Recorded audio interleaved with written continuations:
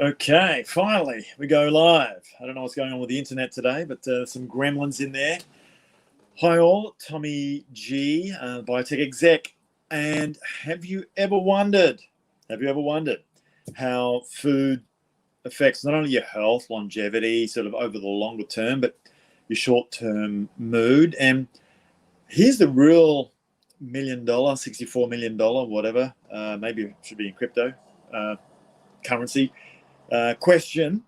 But what's the right food specifically for you? Have you ever wondered that? I think everybody knows that eating processed food is not great, and that's when I'm helping execs to get optimized, to get to their optimized true self with the right fuel mix for them.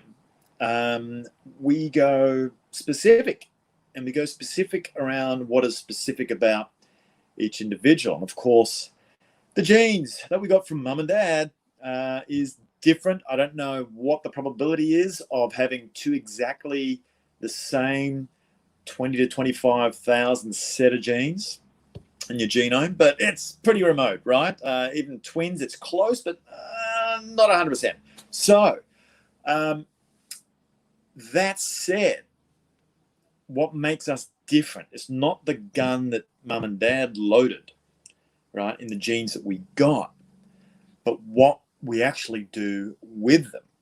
Yes, they are not set in stone, as in they are as far as the genes you have, although there are some technologies available to edit them for those that are into it, things like CRISPR-Cas9. I think they're playing with it a bit in China. That's when things start getting a little weird, right? But you can actually change your gene expression. So the set of genes you've got affects your health, well-being, longevity, et cetera, existence in a 3D physical form as a human by about 15 to, you read research up to 25%. Let's go with 15 is what we tend to hear most of all.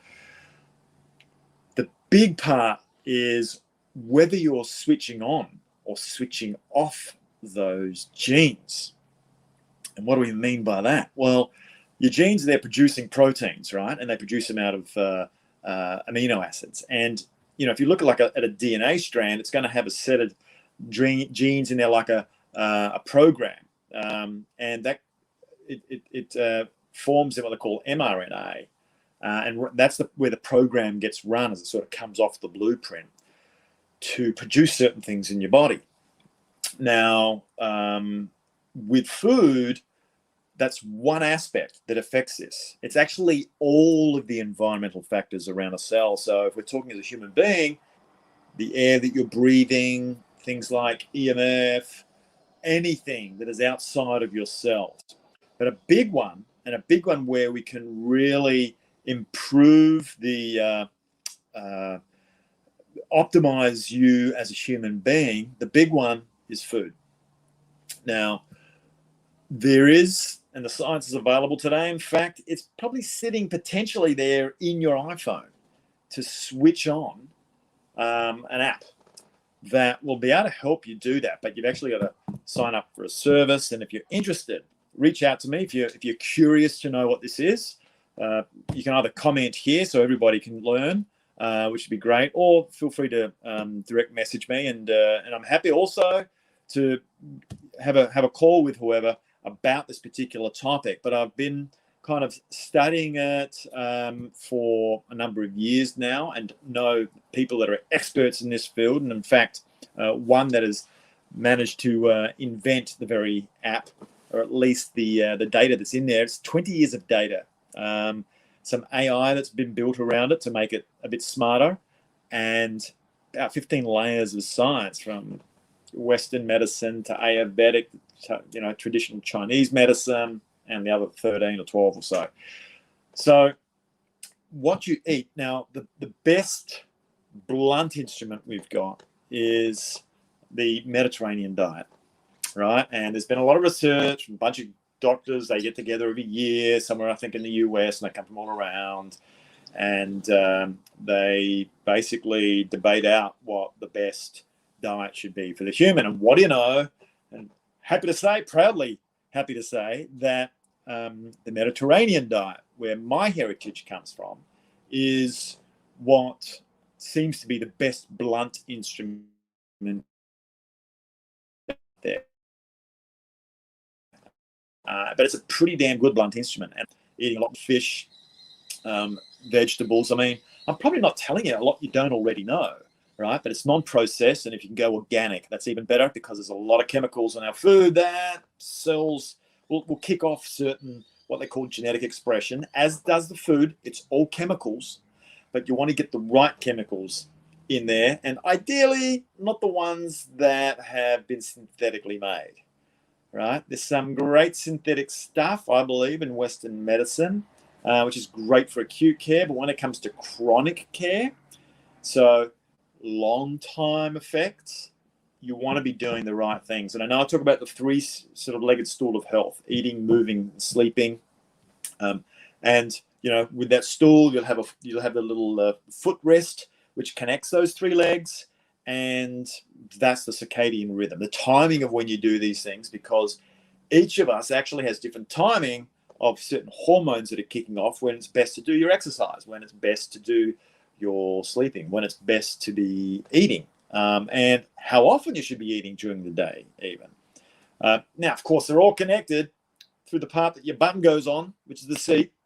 And that's where we look at the brain and how that affects things, because it's all wired into there. Why? Because there are certain decisions that you're making consciously, right? And you have things like your wiring, your nervous system, which can be in what they call a mode of sympathetic or parasympathetic. Don't want to get too deep on the science here, but basically the sympathetic one tends to come into play more so when you're in that stress, you're wired, you're kind of in that adrenal and cortisol sort of mode. A lot of what we're in today, especially with what's happening around the world at the moment and right in our very backyards, right? There's more of that stress on the body kicked off by a lot of our thoughts.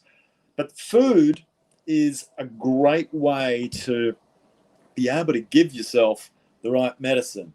As one of my ancestors up there somewhere in the family tree, somewhere connected, is Hippocrates, and what he said was very true. Let food be thy medicine. He also said that most disease starts in the gut. So for me, and when I had my health wake-up call about 5 years ago and kind of fell into this, but I always had a passion for optimization. And it then shifted more from optimizing in business and using technology to using health technology, not invasive tech, more like bio-wearables, to be able to monitor these things, because I grew up in the corporate world, measuring numbers and looking at the current state of things, the desired state, you vision and get excited about it. Maybe back then it was excited about making quota, achieving your revenue targets. And then there was that piece in between, strategy on how to get there and what you needed to do. So that's what we do in Biotech Exec, is helping execs using some of the great forms of biotechnology wearables, for example, to monitor these things. And especially sciences like that of the epigenetics. If you look up Bruce Lipton, you'll be able to get a plethora of information on what epigenetics is. In fact, there's a great article that we were researching that I could probably put here on this post that you can have a look at as well, to learn about what it is if you're that interested. But if you're just after the Tommy, just give me the solution, I'm busy, then look me up, flick me a where are we? Go live. Sorry, flick me a DM, or put it here in the comments, and happy to assist, and also to just spend some time on a call if you're keen, if you dare. But food affects mood, and we're in this really stressful, chaotic time on planet Earth right now. There's a lot more of that happening, and so there's more temptation to go for the extra glass of red. I've been feeling a bit myself, but I'm probably going to go for an organic glass of red, and I'm probably going to keep it to one, maximum two per day. Sometimes I might cheat a little past that on the weekend, right? But and red wine studies also are, sure, you've got resveratrol, but really to have any real positive effect, you've probably got to have about 15 glasses. I'm not suggesting you do that of red wine, but there are some good effects of wine as well. And in fact, it creates some healthy stress in your body if you have the right amount. And like all this stuff, too much of anything, yes, everything in moderation, I get it. But, you can be taking a bunch of vitamin D and there's a healthy amount for you personally to take. What is that? That you will, if you have too much, specifically, that's not right for you in the amount, then that becomes toxic. If you're not getting enough, of course, then it's a form of malnutrition. So working out what's right for you and being able to do that through your diet. The couple of general rules that I try to stick to is the rainbow. Was it red, orange, yellow, green, blue, violet? I think that was it. Was it Roy-Jabouff? I think I remember that acronym from the school days. Mixing up all those colors, going to bring in different sort of like phytochemicals and so on that are going to be really good for reducing things like inflammation, etc. And you can do specific diets. And in fact, if you have a look at this article that we're going to link on here, it'll go into some areas around heart, which we are dying of most of the time, versus what a lot of people, or a lot of media is claiming that we're dying of at the moment, which is kind of interesting. But 73% of us are dying right now in the Western world because of chronic disease, not because of the flu, not because of other viruses that are around. So getting this stuff right, and so those sorts of things don't affect you near as much. I can't remember the last time I had the flu. I don't take any form of pharmaceutical. I did take one for a while, but through experimenting, so it wasn't that I needed it. Metformin, a pre-diabetes drug. Because there were longevity effects and research that had been done around it. It's the only one I'd taken for a while to say, okay, let's see what this is like, but then learn that, this is going to overwork your pancreas a bit. So, in producing extra insulin, for example. So that would be it. Other than that, my food is my medicine, and doing the right stuff for me, which happens to be, a lot of oily fish, from sardines. I've always got them. And ideally wild-caught sardines. I believe John West have one, to wild-caught salmon, and if you want the convenience of online ordering, Coles have their Alaskan salmon, which is wild-caught. I think there's the Canadian way, also you can order. And you'll notice that a healthy salmon is really orange in color. Also, Oka, O-K-A, is my absolute favorite because it is delicious. Now, it is farmed, but it's farmed out at sea where you don't have a lot of antibiotics and stuff in there because they are netted. Not getting any views on whether that's a good or bad thing for animals, but as a food, they are kept in an environment that is in the sea, and you want to have, and it's just such a delicious form of salmon. The texture is unbelievably good, and just to bake it, 200 degrees, 20 minutes, whatever it is. So, guys, I guess what I'm saying here in a very long form way is that getting organic food, getting off the white carbs, right? Anything processed, is probably the first big step. The next step is to then make sure that you're going all the different colors of the rainbow. Okay, each day working for that. So I have organic frozen, I think it's Oob who do it. And there's another company. You can get it at Coles, you can get it at Woolworths, right? Oob organic mixed berries. You've got strawberries, blueberries, raspberries, etc., blackberries in there, or you can just get the blueberry one or the raspberry one. And that's a quick way for me to either have them frozen or have them thawed out. Apples are red. An apple a day does keep the doctor away, it seems, from research that I've read through.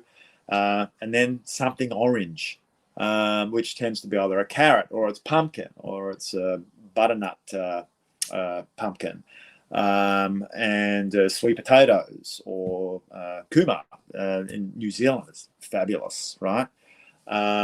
So getting that healthy starch into you as well. So mix up those colors, make them organic.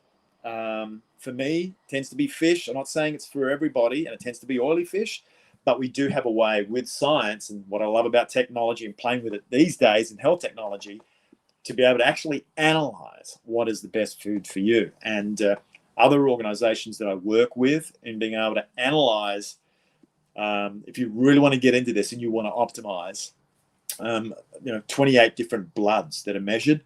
Thankfully, in our country, at least currently today, it is funded by Medicare. Who knows what changes there may be in future, depending on which side of the spectrum you make decisions on with regards to taking pharmaceutical drugs or not. That's all I'm going to say about that topic.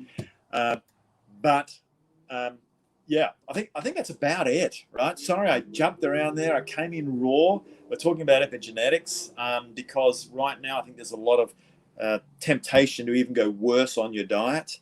And if any time, interestingly, when you need things most is when we tend to do them least of all. I managed to get my meditation in today, even though it didn't start in the morning because some crazy things come in, as they do. And thought, no, this is an important pillar of my day. This keeps me centered. This slows me down. This gets my breath work right. And so, for me, it's now getting that happening actually twice a day, a bookend in the morning and at the end of the day. We can talk more about those practices separately. And of course, tomorrow, don't miss it, at 12 p.m. Australian Eastern Standard Time, beyond the Corporate Alchemist Project live video with Adrian Hanks. And that's when we can also get into the more esoteric parts of living a healthy existence and optimizing around spiritualism and your emotional, mental, and spiritual state. So there we go, guys. Gonna leave it there. Hopefully there was a gem or two in there you could grab. If not, maybe a feeling of optimism as you optimize yourself or take steps to do that. Especially with the amount of change that's happening on the planet right now. There's, I don't know of a more important time to really double down on the self-care, reducing the risk of burnout, especially if you're an exec. And one of the foundations is really getting your diet sort of dialed in, getting it right, and it doesn't have to be boring. And there are ways that you can make that transition that don't feel painful. I mean, for me today, with what I eat and it's healthy stuff, I love it. And there's reasons in your body why that actually starts to change. We'll do that on a separate conversation around biome.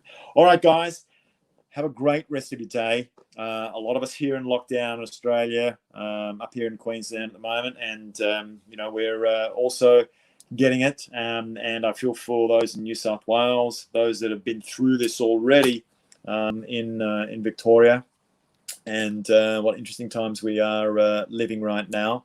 And being present is ever more important, along with just making more healthier choices and working towards optimizing yourself for yourself, those connected to you, close to you, your family, loved ones, etc. We'll see you on the next Biotech Exec next week, but we'll see you on Corporate Alchemist Project tomorrow at around 12 p.m. Australian Eastern Standard Time. Okay, bye, guys.